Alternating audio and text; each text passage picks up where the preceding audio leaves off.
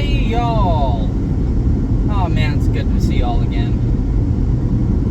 I'm tired. I did not sleep when I got off work today. But you know what they say, there ain't no rest for the wicked. We're going hunting. Got an opportunity that came up, reached out to this outfitter. They have a doe hunt for $250. That's not bad. It's all the way down here in South Texas, near Rio Grande City. That's where we're going to be hunting out of. So I got a bit of a drive. It's going to take me about 4 hours to get there. I've already been on the road about an hour. But hopefully we're going to get down there and we are going to be able to harvest a doe. So far, first impressions, just off of talking with the guide, seems very friendly. Also, I was told that given the fact that this is not a guaranteed doe hunt, and the reason why he can't guarantee it is because it's low fence, which means those deer could go anywhere. They're not kept on that property. That's the only reason why he can't guarantee it. He did say that they have been having very high success rates, but in the event that I am not able to get a doe, I am able to take a hog or a javelina of my choice if I'm not able to find a doe. Now obviously I want a doe, and I have all day. It's an all-day hunt. I have all day to get one. I don't think I'm going to compromise. I certainly don't want a javelina. There's really not a lot of meat on those guys, and I haven't dealt with them personally, but I'm told they smell pretty bad. That's why they call them skunk pigs. So I would take a hog if I could find a good hog, but I'd rather have a deer. But we'll see. So I'm going down there. I've got all my gear. I'm going to do a gear list. I didn't do a gear list in my last hunting video. I said I was going to, and I didn't do it, so I promise this time I will show you all my gear. This is not a spot and stock like last time. I do believe we are going to be hunting out of a deer stand in front of a feeder. So for those of you who aren't familiar with some of the hunting laws in Texas, we are able to use feeders, so we're able to bait deer. Not every state has that. I'm fortunate enough to live in a state that we do. That's really the only type of hunting I've ever done, is hunting in front of a feeder or hunting in front of a food plot of some sort. So that's what I'm accustomed to. The spot and stocks were brand new to me as of this year. But anyways, I'm going to quit yabbering. We're going to go ahead and focus on the road, and I will see y'all here in Rio Grande City. Alright, y'all. So, just got in the hotel room. I'm exhausted. It was a long drive. Before I forget, because I'm going to be wanting to go to sleep here pretty quick, I'm going to show y'all my gear list. Okay, so to start us off, of course, I've got just a plain old backpack. Gonna need some binoculars. I've got a rangefinder too. Not necessarily certain I'm gonna need it.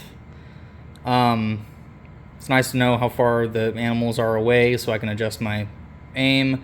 I believe that we're hunting at a feeder, so most feeders are set at about 100 yards, so probably don't have to use it, but I brought it just in case.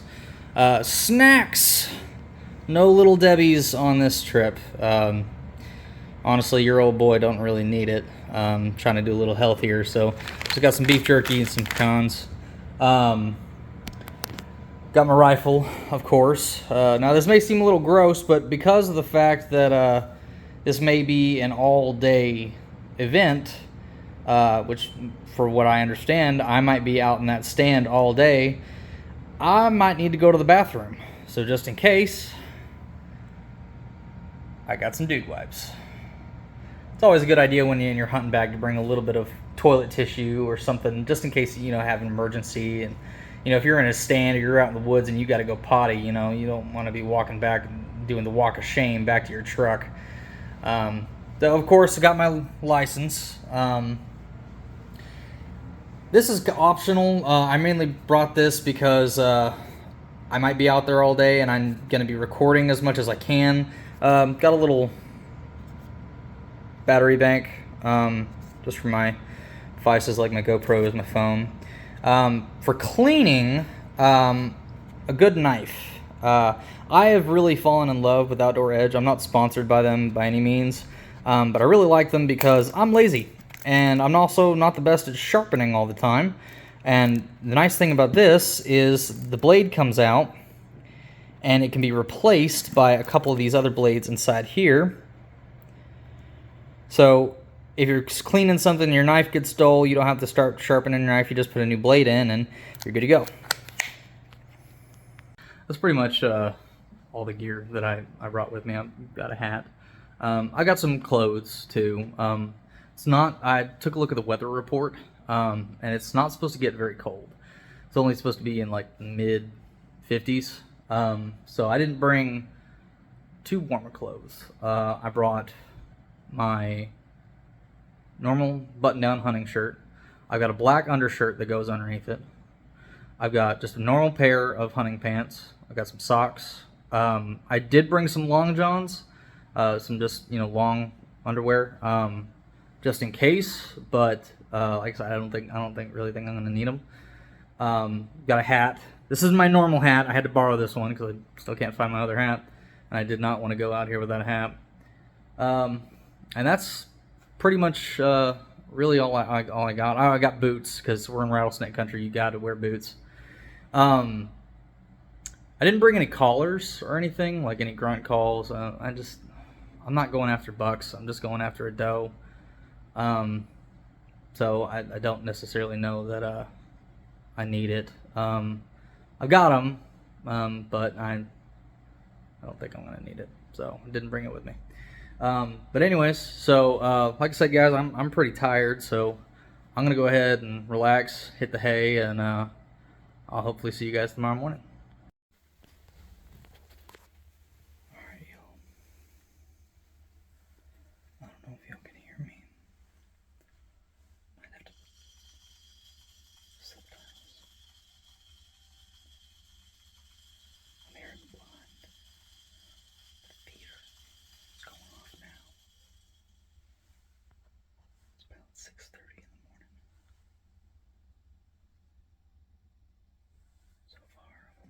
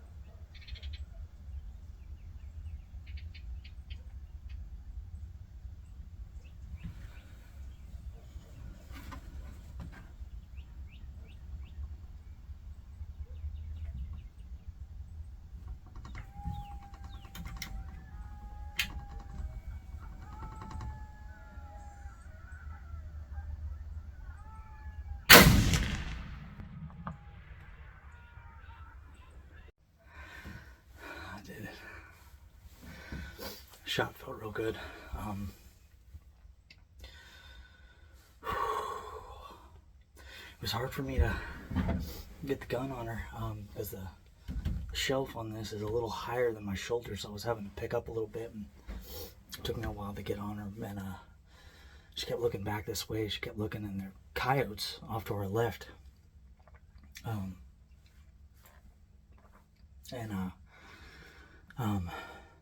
I was scared that she was gonna get spooked and run off. She was eating that corn there in that Sandia and that road, and I think I got her.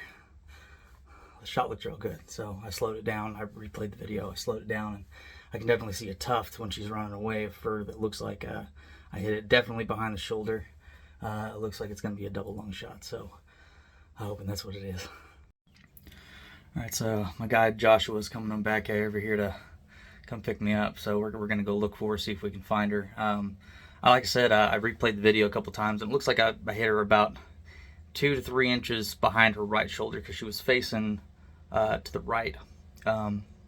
Shot looked good, so hopefully we'll go take a look and see if we can find any blood. So here's my buck, guys. I say buck because it is a buck, a monster. I thought it was a doe. Through the video, you can see, I mean, you know, it looked like a doe, but this is actually what's called a button buck. If you see here, he's got 2 little spiked antlers right here. Just enough. That will classify it as a buck. Because they do got antlers. If it didn't have anything, it would be antlerless. Antlerless. Yeah, but this one is he does got the horns exposed. Yeah. So that is gonna make it A spike. a spike. Yeah. Horned. This Horned, is so he's gonna have to use his buck tag. Yeah, I did put a buck tag in it, so he's got a buck tag in him. This is a legal deer. It's just not what I was initially intending on, so I did pay a little bit extra money for it. Just wanted to make sure that I took care of it and I did everything right. And before you guys also shoot something like this, you make sure you get with your counties and check your rules and regulations in the app, Texas Parks and Wildlife, or whatever you guys are hunting in, because there is different counties that do have different restrictions as far as deer. In our county, we don't have any restrictions when it comes to little spikes or button bucks, anything like that. Pretty much anything is legal down here in our county, in Stark County, where we're at right now hunting. So, regardless, still good make some good meat out of this, and yeah, blessed to have a good deer right here. Yep, any day out there's blessing. Oh, absolutely. You know, it's funny. Every time I'm about to pull the trigger, I always say, you know, my own personal little prayer, little chant, whatever I got to do to just hopefully put the animal down quickly, you know, and harvest it ethically and whatnot. And this deer only ran about 25, 30 yards away from where I shot it. Yeah, and not far at all. so it was a good shot. Honest mistake. It does happen to a lot of people, but like Captain Joshua said, you definitely need to check your rules and regulations. It was about 100-yard shot away, so looking through my binoculars, looking through the scope, looking through the camera, it was so small. You can see where you mess up. Notice it, but it was only when we walked up on it that we were like, oh no. Yeah, it happens, man. But moral of the story is the does that I was originally going after were $250, so I paid a little extra for this one. You guys don't have to. Just be careful and don't shoot a button buck. But button buck spikes. we're gonna go ahead and get this guy cleaned up, and I will see y'all back on the road. There you go. All right, y'all. I'm out here with Captain Joshua from Quacker Smackers. He got this great logo here. Man, that was an awesome hunt. Sorry that I ended up getting a button buck, but I'm really happy that we were able to work something out. So the moral of the story is, does are $250, but I also understand that you offer other game as well. Yeah, we got everything down here. I mean, deep South Texas has lots to offer. We have everything from Camelinas. We got wild hogs, does. We got plenty of does, and we also got duck hunts going on down here. I mean, pretty much anything you want to do, I can take care of it. Dude, that's so freaking awesome, man. And at a good cost affordable price. I mean, that's what I wanted for the average hunter to make it affordable for them as well. You know what I mean? Yeah, and you really can't beat, you know, $250. I mean, No, for not at all. good freezer meat, you know, to fill your freezers. It's Just in time for the holidays. absolutely. You know, I had pulled up. My wife pulled up a recipe the other day of backstrap that It was a honey bourbon backstrap, glazed backstrap. It was, especially with that thing, it's gonna be so tender. Yeah, nice and tender. But anyways, guys, it was a fantastic hunt. It's gonna be. Oh yeah, the blind. So the blind that we sat in was extremely roomy, very comfortable. Perfect. It had a nice, comfortable chair in there. The windows were quiet. I could see all throughout all the sides, as I showed you all in the video. Fantastic blind. Just the whole setup, everything was very comfortable. I was dropped off right there. I didn't have to walk to the blind. He dropped me off right there. We were able to get the deer. Pretty much almost a fully guided hunt. Oh, almost, except you're in that stand all by yourself, so you're comfortable. You're able to just do what you need to do. Enjoy the wilderness on your own and have a good time, pretty much. You know what I mean? Absolutely. So anyways, guys, once again, it was a great hunt. And if you can, I'd appreciate it if you were able to like and subscribe. But once again, I'm not going to pull your arm about it. But anyways, I will see you guys next time on Budget Hunter. Catch you next time. Alrighty, y'all. So we are back on the road, heading back home. Got the deer all cleaned up. I did not take video of me cleaning the deer. Reason for that is because YouTube can get a little weird about cleaning videos when it comes to cleaning an animal. I have heard of content creators getting banned or having their videos taken down or even being demonetized because of it. I don't necessarily agree with that. I think it's educational. So I mean, that's my opinion, but I understand. So that's one of the reasons why I don't do it. Two, like I said, I'm not an expert. I'm not very good at cleaning animals. It takes me a while to do it. I can't do it as fast as a lot of people can. I can't do it as clean as a lot of people can, but it gets done. So apologize about that. If you are interested, though, if you want to learn how to process your animals, there are a lot of great YouTubers out there that can show you how to clean an animal as far as like taking the skin off and gutting it. But somebody I recommend as far as cutting your meat up and processing it into steaks, I recommend the Bearded Butchers. Look them up on YouTube. Those guys are great. They do more than just deer. They'll do cow processing, pig processing. Guys are great. They have their own line of seasonings. They don't know anything about me. I'm not affiliated with them in any way. That's just who I like to watch when it comes to processing videos. So I recommend them. Well, now it's time to rate the hunt. It is definitely a meat hunt. This was definitely a meat hunt. I know I ended up getting a buck, but it's a button buck for a reason. There really isn't much there. Definitely not a wall hanger. I'll probably do something cool with the skull, but I've got an idea that of something that I'm going to do. So I might still hang it on the wall, but definitely a meat hunt. The opportunity was there for me to get much bigger doe. I'm not great at being able to judge size, especially at a distance. So the deer looked pretty decent size to me. I didn't realize how small he was. But Captain Joshua did show me a picture of one of the does that one of his clients took, and it was massive. So when you guys come out here, you do have the opportunity to take a very, very large deer. As far as the hunt goes, the hunt was fantastic. The blind was very comfortable. I had a lot of room. There was a nice office chair in there, which means I was able to roll around, and I had all my camera equipment and everything in there, so it was a little difficult for me to move everything around in there, but that's just because I had so much gear in there. If it was just you, binoculars, and a rifle, you're going to have no problem being comfortable in there. Good spot. You have two areas to shoot down. You have the actual feeder, which is about 100 yards away, and then down the road, he had set up corn on the road, and that's actually where I shot the deer at. It was on the road at about 100 yards out. So awesome setup, great area. I got to see a lot of wildlife, so there's definitely animals there. He also has plenty of opportunities. It's not just deer that he does. He does duck hunts. He does hog hunts.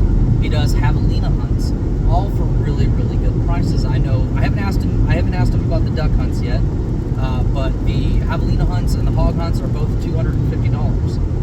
I do plan on coming back with Captain Joshua, doing another video, hopefully taking a javelina But overall, great hunt. That gets an A. And then down to Captain Joshua. It was really, really cool to meet him and to be able to go hunting with him.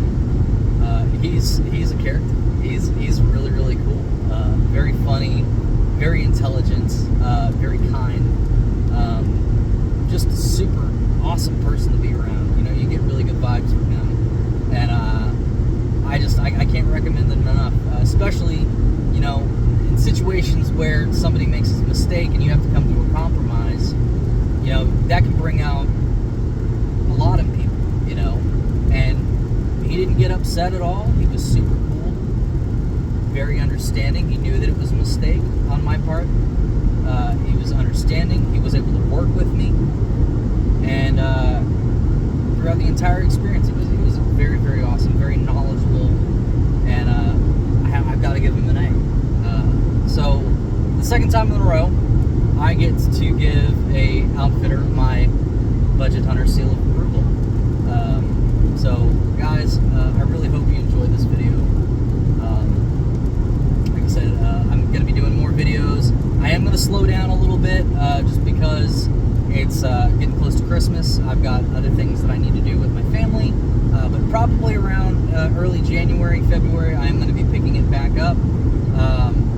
So hope you guys have a great day, and I will see you all next time.